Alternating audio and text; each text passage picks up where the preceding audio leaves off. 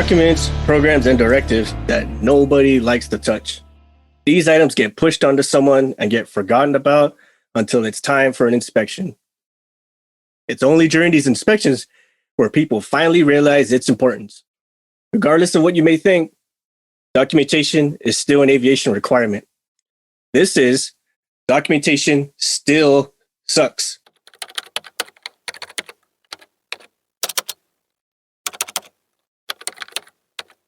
All right, everyone. Our guest for today is an experienced data analyst and logs and records specialist for about the past 10 years.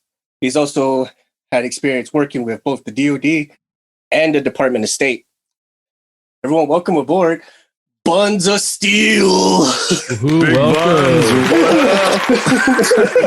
Bunz of Steel. Good to be here. Not to be confused with the workout video Bunz of Steel. This is steel as in steal your girl or steal your man kind of. Oh man. Thank you for coming aboard, Bunz. Really appreciate it. Of course. Good to be here. Where are you stationed at right now? Right now I'm on Camp Pendleton. I was in Virginia for a while, North Carolina, and then overseas for a bit as well. Okay. Where are you from originally? Okay. I'm originally from Ohio. Oh yeah? What part? Cincinnati. Okay, I'm from like 2.5 hours north of there in a small town called Coshocton. I know you've you've heard of it? It sounds familiar. My Ohio geography is a little bit off though. It's like 60 miles northeast of Columbus. Okay, yeah. I know that area. Out in the middle of nowhere. So, Big Bunz, hit us up with your profession. What do you do? Okay, so originally by trade, I'm an aviation maintenance data specialist. We're basically the people that track all of the maintenance that goes on with the aircraft, everything installed on the aircraft, stuff like part numbers, serial numbers.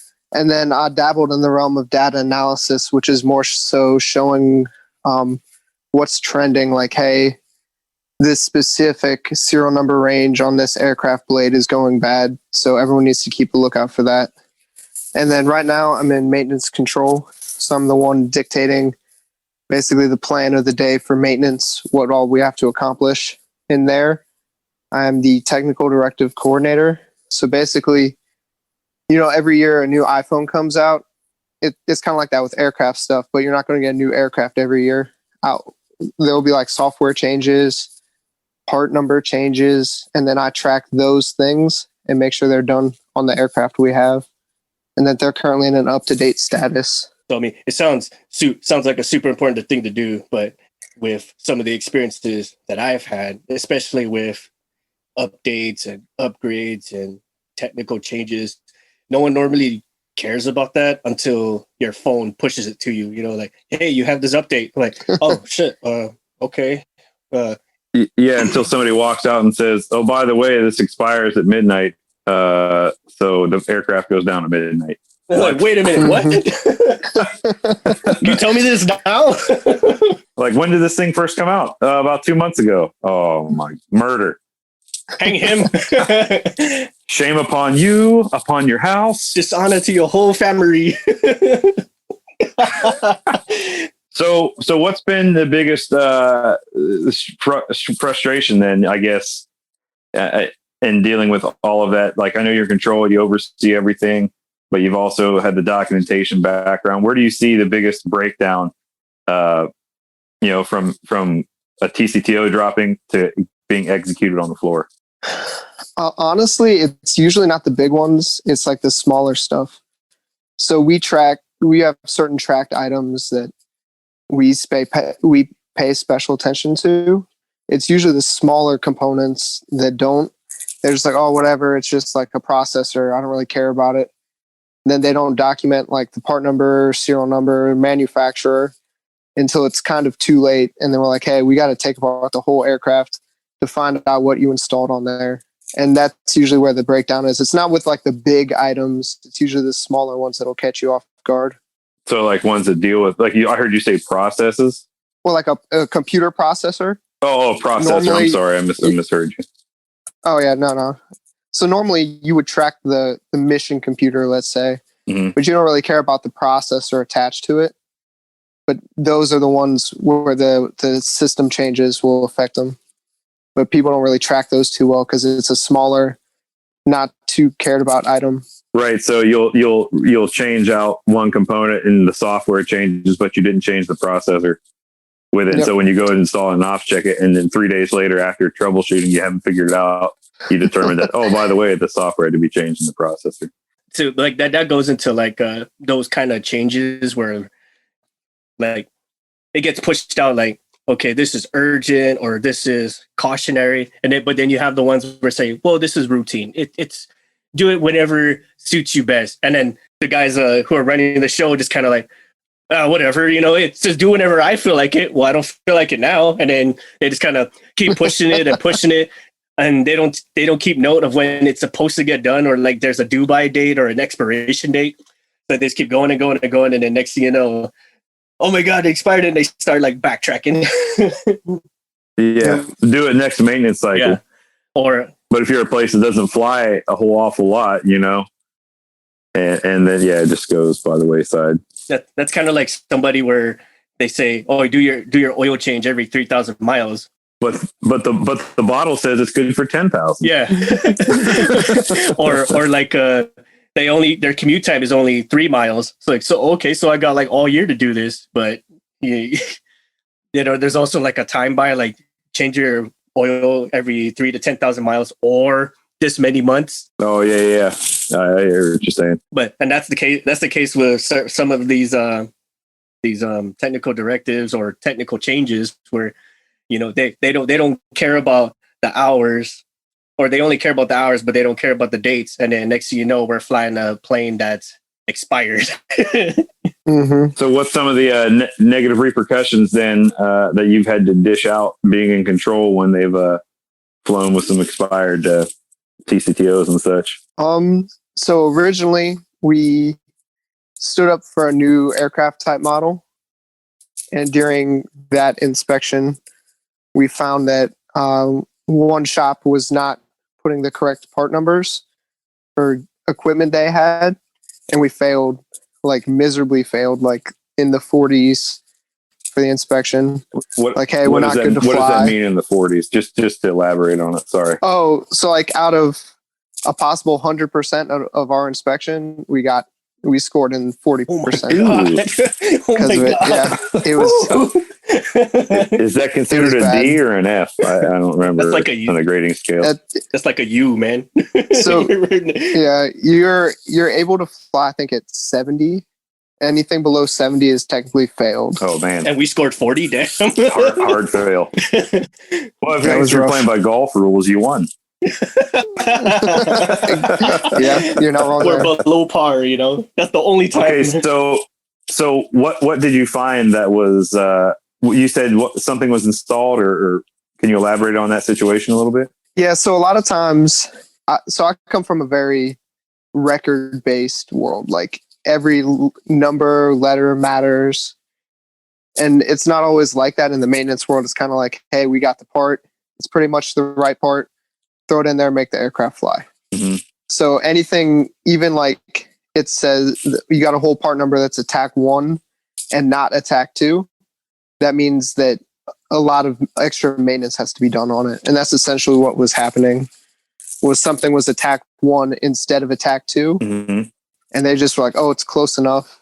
But it wasn't. So stuff got missed because of that. The famous close enough. Yep. Close enough until you get got. Exactly. And that's going to be around the time when people do realize, like, we don't know it's wrong, or we don't care that it's wrong until someone calls out on our bullshit, Yeah. And then it's easy to miss sometimes. And for a lot of people, especially like the junior maintainers, it's not really that big of a deal for them. Or like when they're looking at the aircraft and like, okay, this is what I know it has to say. It'll make my life a lot easier if I just say that's what's in there instead of what's really in there. And no one likes being dirty and greasy and trying to read a worn out part number for hours. So like, okay, this is pretty much what I think it needs to say. So I'm going to just say that's what it says. And it's not until later that it gets caught. And that's something I've seen across every squadron or unit I've ever been with is at some time they're just like, hey, this is close enough. We're going to say it and then we're going to keep operating. And then eventually it comes back to bite you, either when you're trying to turn that in and it's not what you say it is, or something like a technical directive gets missed, or like a removable interval.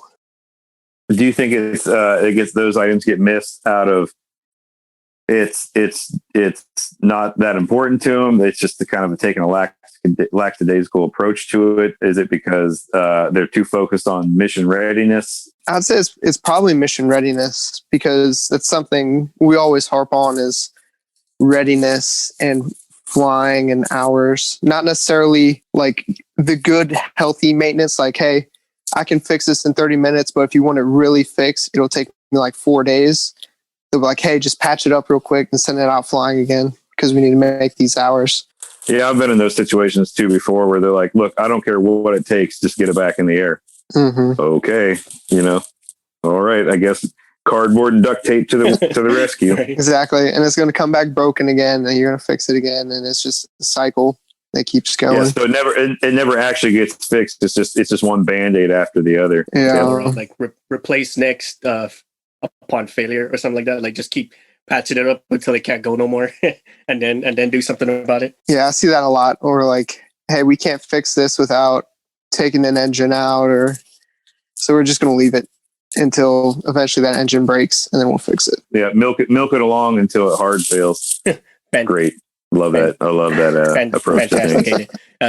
So I've dealt with a similar program to TC to like technical directives, but this dealt with the support equipment. Now, if you want to see people just straight neglect and not give a flying fuck about, it's always the support equipment, because our end goal is the plane being in the air and doing what it's supposed to do. But all the other stuff that goes into getting the plane fixed, unless it's something that I can put in my hand or calibrate, they almost don't care. So the support equipment program gets just tossed to the side until the hydraulic generator or the electric generator blows up or overamps the aircraft or whatever the case may be. Yeah, till your mule overpressurizes and grenades the hydro system on the aircraft or whatever else. Yeah, man, some of the most haggard equipment out there is the age equipment, the GSE stuff, man. Oh my God. just looks like they threw it off the top of the building and then set it on fire. Is it still working? Barely. Well, barely is good enough. And they normally don't give us the care about it, like what Bunz was saying, until something goes wrong or there's an inspection coming by, and then, oh my God, get it together. Why haven't we done this? Like they start backtracking all their actions. Oh yeah. Right before an inspection comes, or right before a big test event or something like that, and then all of a sudden, we need to get all this stuff done now. And you're like, well, hold on a minute. I wasn't even tracking none of this. Where is this coming from? Well, it wasn't important to us. We just kind of kept it on the back burner. But now this testing is number one. So now it's now the number one on the airfield. Well, hold on a minute. Just because you're piss poor planning, you know what I mean? Doesn't mean I need to jump through hoops and work 16-hour days for you. And then you're trying to answer for like however many days, months, years that this thing's been neglected, like, and trying to get it back up to speed in like a week, if that. So since you spent time in the analytical side of things and have now moved into maintenance control, have you tried to implement maybe a new process? And it might not even be a written down process, but just a cultural change to get people to be more mindful of some of the things we've talked about.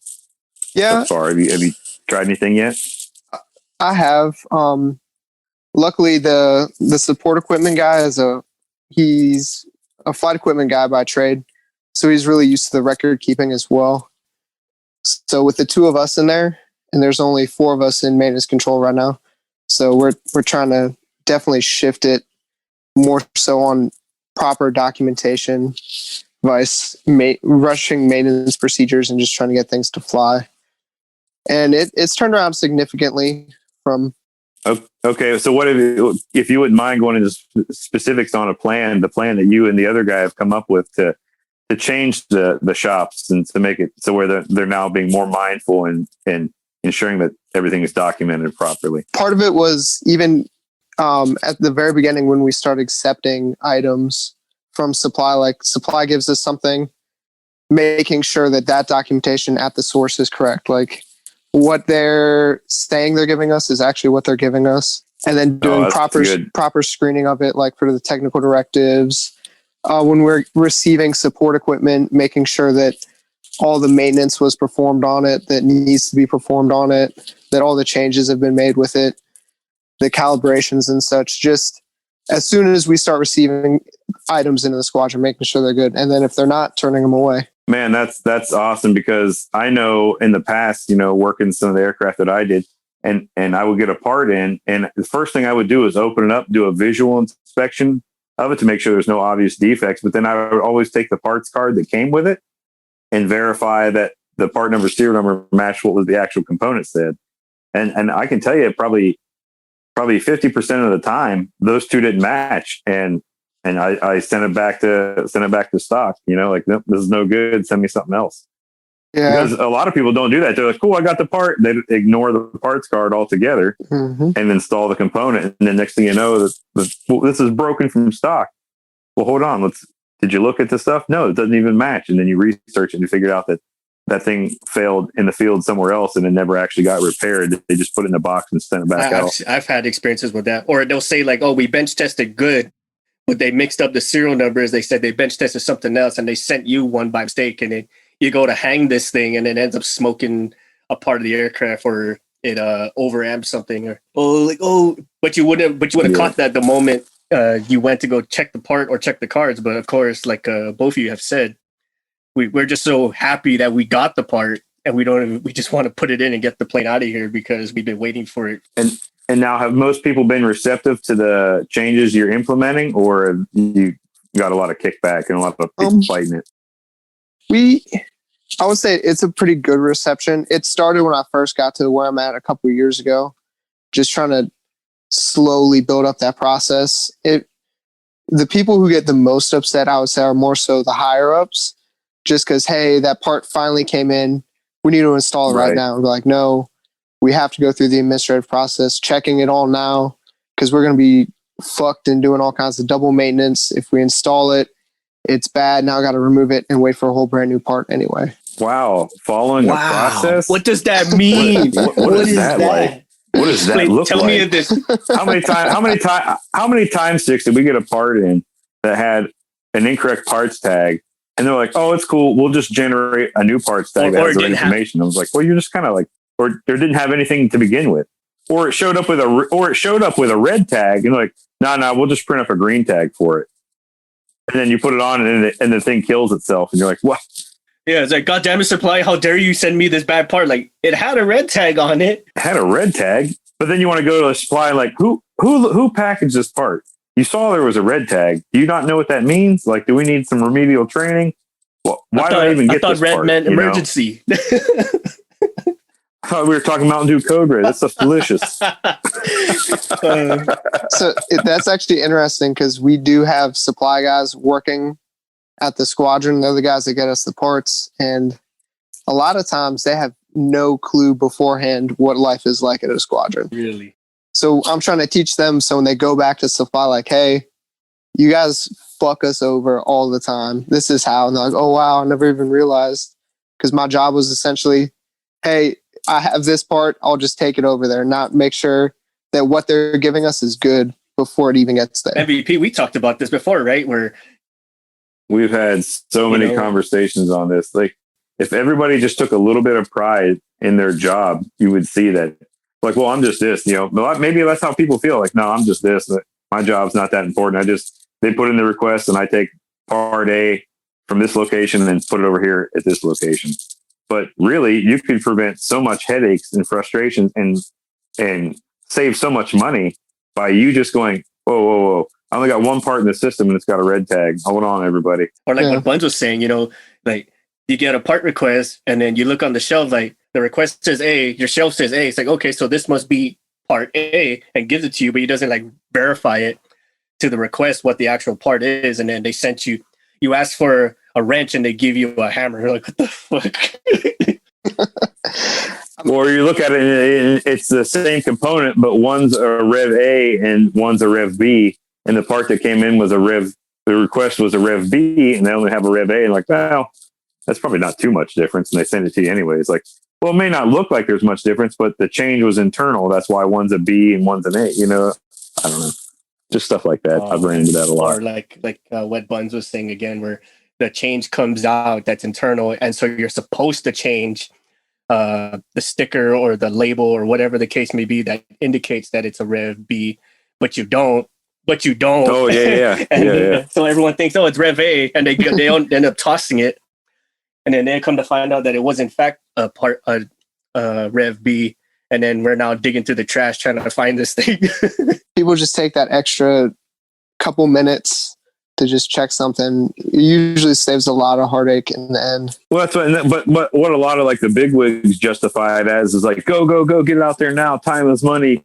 Put it on the floor. But then, like you said, you mentioned earlier, Bunz, double maintenance. And you're like, well, all the 5 minutes we saved yesterday is now costing us 4 hours today. Mm-hmm. You know, we went backwards. Cost of poor quality. What is that? Oh my God. Oh my God. I see that happen probably weekly, where it's like, hey, Rush, we got to get this done. If you don't get it done, we're staying late until it's finished. And then they'll rush it. And then the next week we're trying to troubleshoot and figure out what the hell is wrong with the aircraft.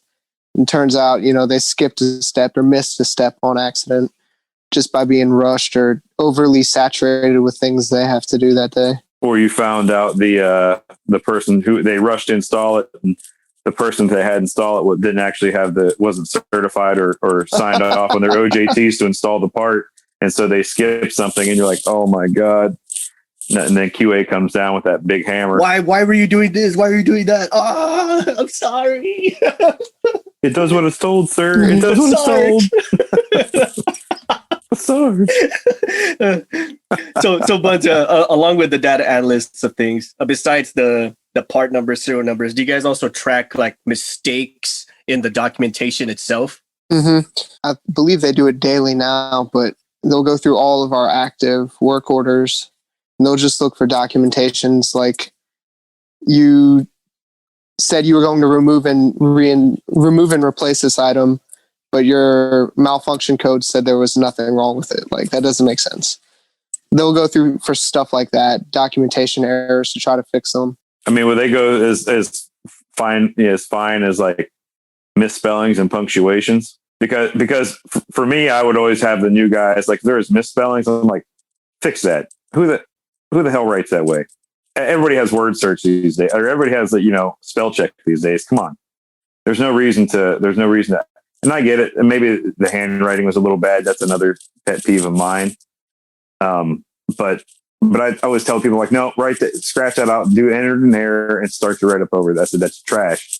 And I always explain to people, like, let's say you own this aircraft and you were going through the logbook and you're like, who the hell have I had working on this thing? Right? I said, you got to look at it that way. That's how the customers, pilots, whoever's going to be looking at it, like, who the hell's been working on this? It's just stuff like that. But that's what was drilled into me a long time ago, and it just stuck with me. Oh yeah. When I came into the logs and records side, my handwriting was awful. And I would sit for hours every day just rewriting phrases, sentences, words till they thought it was good enough. That's what my mom used to do with me when I was a kid. She'd make copies of my homework and I'd fill it out. And if she didn't like the handwriting, she'd throw it away and make me do it all over. So I have actually some pretty good handwriting because of that. Yeah, everyone compliments me now. They're like, wow, your handwriting's so nice. I was like, it has to be, because people have to read what I am writing. Mine's kind of the opposite. So like when I was being taught to write, it was all cursive, like cursive everything cursive. So, and then somewhere the change happened where it all has to be print or block letters. So I'm used to doing curves and loops and all this other stuff. So when I write in print, you can still see, like, I'm trying to fight myself to write in print. So like what's funny is I ran into a situation a few years ago. My shop manager, I guess he never learned how to write cursive, but I left him a note one day, and I had it, because I write cursive for most things. And I left him a note written in cursive, and he calls me in his office the next day and he holds this note and goes, what the hell is this? And I was like, it's the note I left you. He's like, is it? He goes, I don't understand any of this chicken scratch. This isn't writing at all. This isn't even in English. And then my supervisor walks in and he holds the note and he's like, it says this, this, and this, and this. And he goes, no, it doesn't. And it turns out the manager didn't know how to read cursive. You have to have like a little decoder ring next to it. Like, this is a W, this is a Y. It's like your signature, but it's for words. Like, I lost a lot of respect for the dude that day. I was like, wait a minute, you're my boss's boss? Like, you're old enough to write in tail feathers, dude. Like, how the hell do you not know how to read cursive? yeah, you had to learn it with a feather and ink. If you will. That's what I judge people on right there. It's like, if their handwriting is trash, I'm like, I can't respect you as much as I could. Man, I do the same thing. I look at them like, all right, this person's less than acceptable in my eyes. I don't know why I do that. They could be the nicest person ever, but I'm like, their handwriting's trash. I can't deal with this. Mine's a similar way when it goes to like the actual write-ups themselves, where they're just like, removed. Okay, why? Did you come up with this, or did someone just tell you to do it? You got to be shitting me, man. Like, how are you fixing planes right now, and you write shit down like that? Like, get out. Yeah. So how many times do you find that, Bunz, when you're doing the analytics side of things, when you go through and you just see the remove component, but there's nothing else with it. Did you reinstall it? Like, what happened here? Or they write it up as component requires removal, component removed. And you're like, but why did it require removal? And then you signed it off as being removed. The sign off should have been reinstallation of either A, the same part, or B, a new part, So it was pretty frequent. But then when I got in there, I got all the desk owners together and I was like, hey, write up your work orders so I can understand it, because I don't know shit about what you guys are talking about maintenance wise. So I need to be able to understand it. And since then, they started changing it a lot more. But when I first got there, I was like, component found bad, removed and replaced. And I was like, okay, can I get some more information on that, please? Yeah, what was bad about it, and why were you even looking at that component? Well, I was doing a post flight. Great, write that in there. Yeah, anything. Yeah, it's good. It's good that you've made those positive changes in that aspect, because as Six and I have talked before, documentation is some of the most atrocious. Oftentimes it's the biggest part of any job in aviation, and it's the most undervalued until it comes time for audits or inspections, and then the documentation is everything. Mm-hmm. So, for our inspection, we got perfect on every drill, every practical, all of our maintenance processes were good, but it was our documentation processes that killed us. A whole 30% off, just off documentation. A lot of it is just simple stuff that it just falls to the wayside because no one likes the paperwork aspect. Everyone wants to be out there fixing aircraft, turning wrenches, making them fly. They don't want to write down exactly what they did, or they don't do it till it's too late. Like, oh, I don't remember exactly what I did, so I'll just shorthand it. And I'm pretty sure that's what I did. And then it comes back to bite us in the end. I'm pretty sure that's when you want to grab somebody by their collar and you say, I'm pretty sure. How do you were there? Weren't you? I saw you there. Like on autopilot? Were you asleep standing there? Like, what were you doing? How do you not know what you did? Like Major Payne, you know what I mean? Like he's fell asleep with his eyes open, So I did this inspection once where I was auditing paperwork, and this one individual, he wrote down that he removed and replaced an engine, but by the work code, there's a removed and replaced engine, but the actual work, he reseated a generator. So I'm like, wait a minute. How? So the work was you reseated a generator, didn't remove it, didn't replace it. You just kind of unbolted it and then bolted it back in, correct? And then, so how the hell did you go from a generator to using an engine work code? Like, how does that work out? How did you even get to sign this off? And then, like just the dumb look in his face, like, did you realize, man, like just how stupid you could have, like, you have to have been the stupidest person in life where you just accidentally got this right, or you had to have been so smart where you did dumb shit on purpose. You know, like how did you get the system to do that? Like it blows my mind. Like what you guys have been saying. Like no one really cares about the documentation side of it, and it clearly shows with that inspection that you just said that it's not until someone smashes your bag about it that people start to care. And it's almost always those programs where it's not critical that we do it right away, so we just kind of push it to the side until it becomes a big problem. Mm-hmm. Or a lot of it too is it might even be out of your hands. All it takes is one person not paying attention because they wanted to do something, and you might not even be aware that they did it. Like, oh yeah, this part was bad, so we just replaced it, and we didn't say anything. And you're like, well, thanks, you just fucked me. Yeah, and yeah, that's a good point. MVP, we've seen many instances like that, haven't we? Oh yeah, tons of it, man. And we found this broke, and then we replaced it, but they don't say anything, and the next shift comes on, and they're like, huh, and they go to do the opposite. Let's say something was replaced, and they just passed it on in the pass down to the oncoming shift verbally, hey, we got to do this ops check, but you're not tracking this control. So then you walk out there, they're doing an engine run or something, like, hey, what are we doing here? Why are we running this thing? Like, they replaced one of the alternators today. Wait a minute. When the hell did that happen? When did that happen? Yeah. Why do they? Well, they said it looked bad or whatever. What do you mean it looked bad? Why were you even looking at this thing? It's just that kind of stuff. And then QA comes around and does their audits, and then that's when it bites you. And then, by the way, this thing was supposed to fly like 2 hours ago. And like, why isn't this thing in the air yet? And then, by the way, we had to do this, this, and this. And just like what you said, when the fuck did that happen? Undocumented maintenance. Yep. It happens more often than you'd care to admit. And despite all the processes and procedures and stuff you try to implement and make changes, it's still going to happen.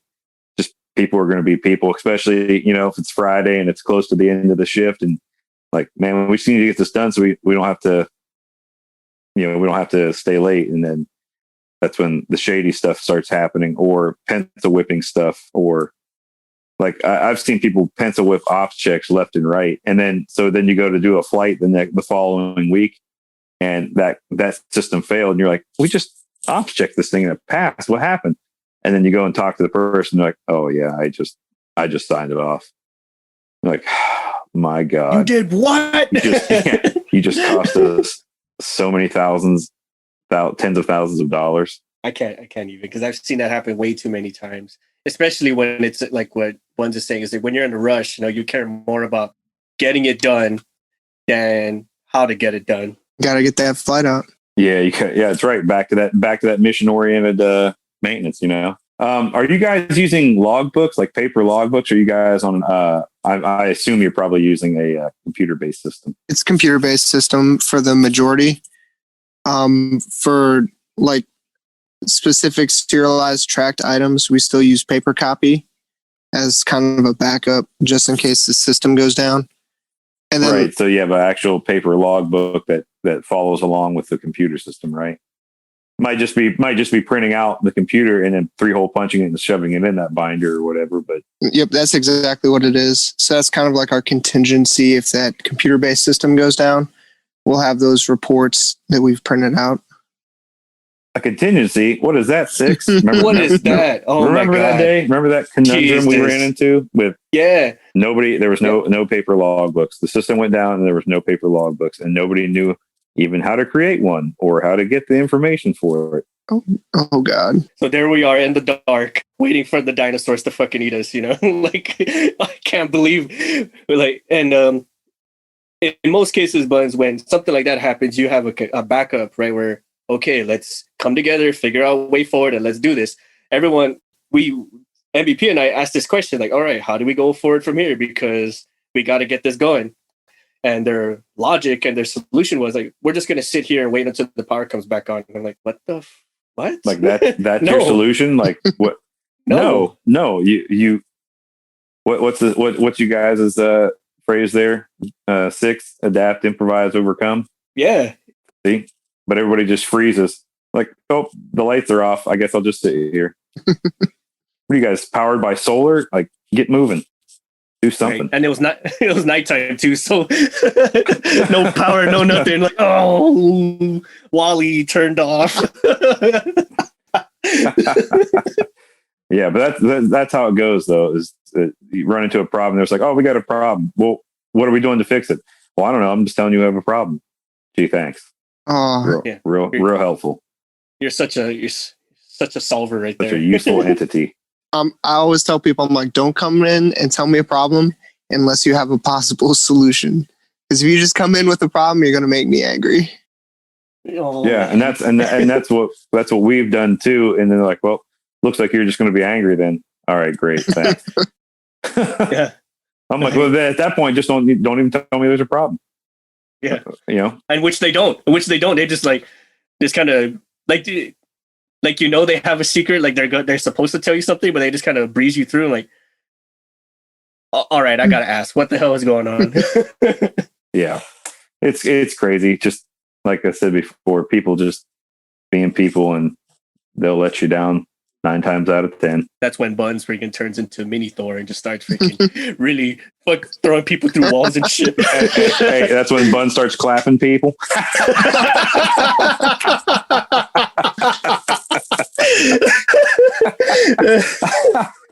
Get that thunderclap going. That's a good one. From the top. Oh my god! I got to tell you, that's my favorite. That's my favorite call sign thus far. You can't. That's a tough one to beat. That's good. It's really good. What other kind of things do you guys track from the analytical side of documentation? Like how finite of details do you guys go into? So we'll go into how many average hours it takes to support one flight hour, or average hours of maintenance per one flight hour. We'll track how often aircraft come back as down, how often they come back as up, how long we spend waiting for a specific part, then how long it takes to install it. Your average percentage of readiness, 50% of our aircraft are up. If we're flying, usually only 30% are up. Oh, okay. You guys get way into it. We'll track down even who the most productive workers are. They have this many worker hours, this many supervisor hours. Oh, no kidding. So you'll go to each individual person from a shop and say, hey, in this shop, so-and-so is the highest producing person there. Mm-hmm. So if I need something done, I know I have to go talk to them. Yep.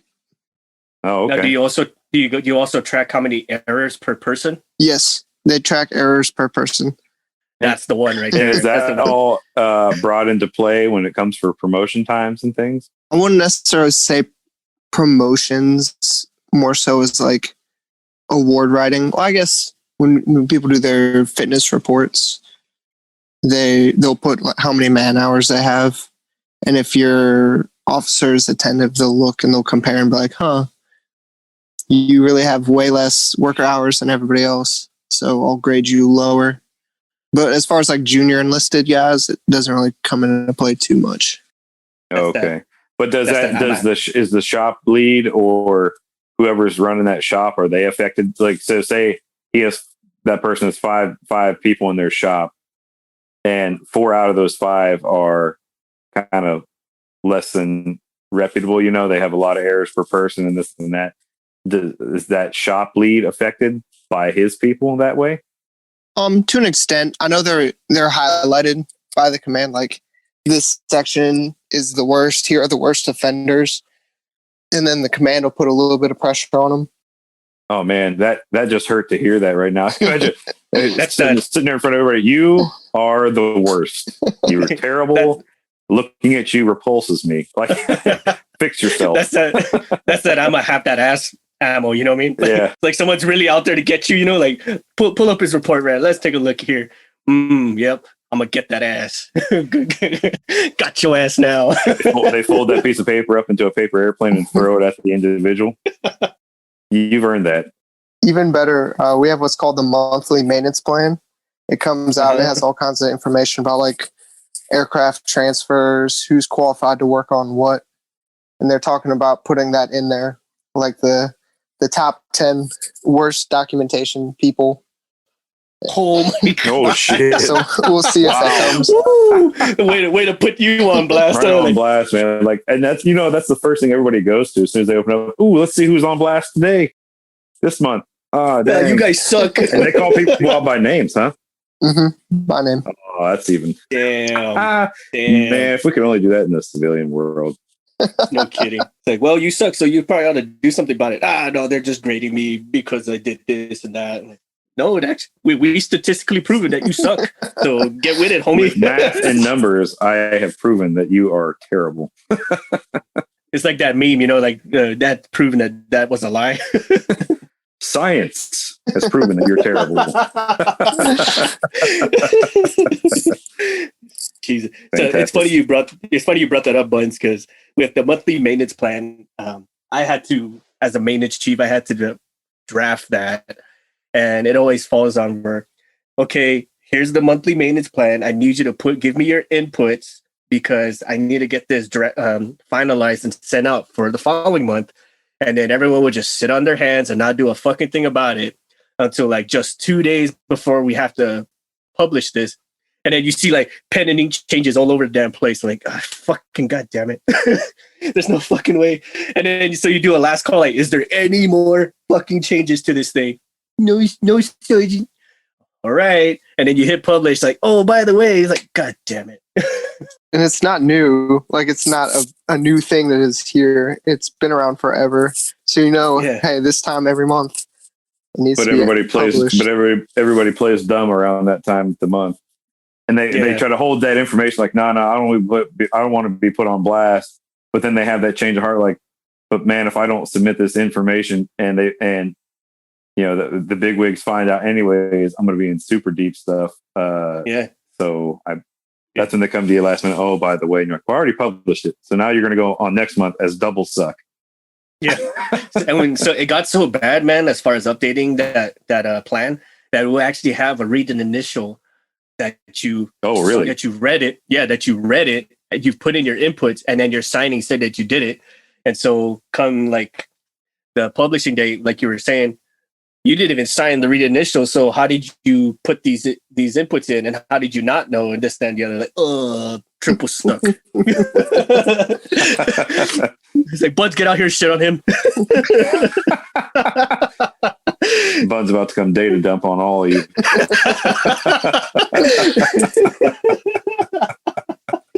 My God, it's just the best.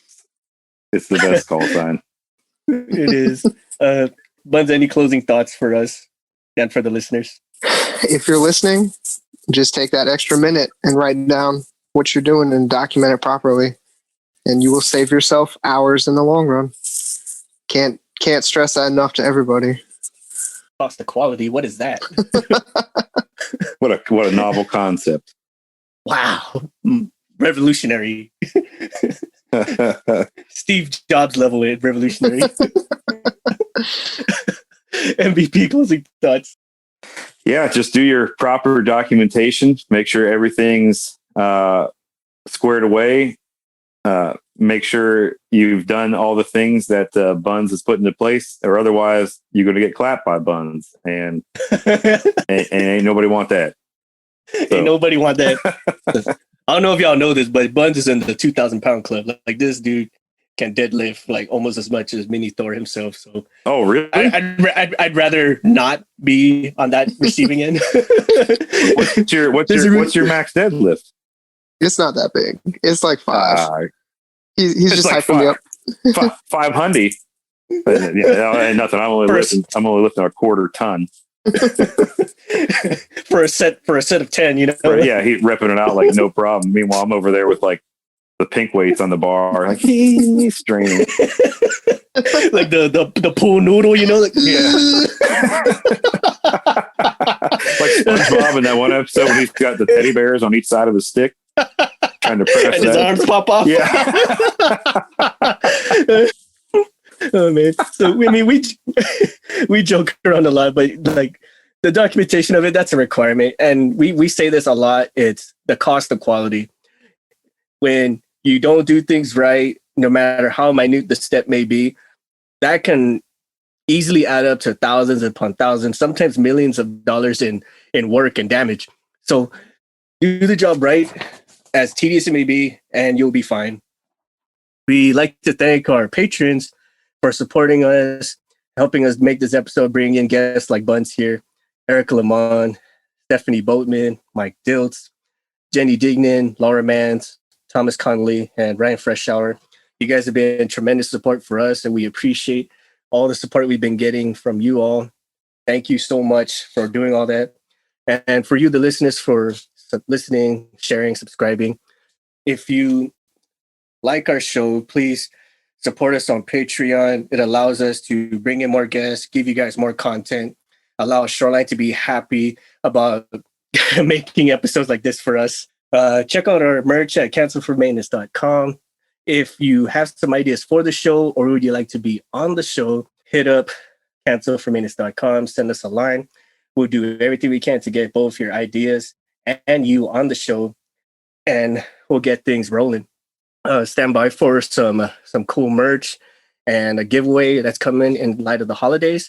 We'll shout that out to you guys and give you more details on our social media handles, which is Facebook and Instagram. Please like, subscribe, and share. Leave us a review. All right. Thanks a lot, Bunz, for coming on to the show and giving us a whole lot of laughs, such as shitting on people who don't do their job right. Bunz shitting on people. Getting clapped. Getting clapped. Oh my god. Oh my god. I wish I could have thought of that call sign. Oh, it's so much better.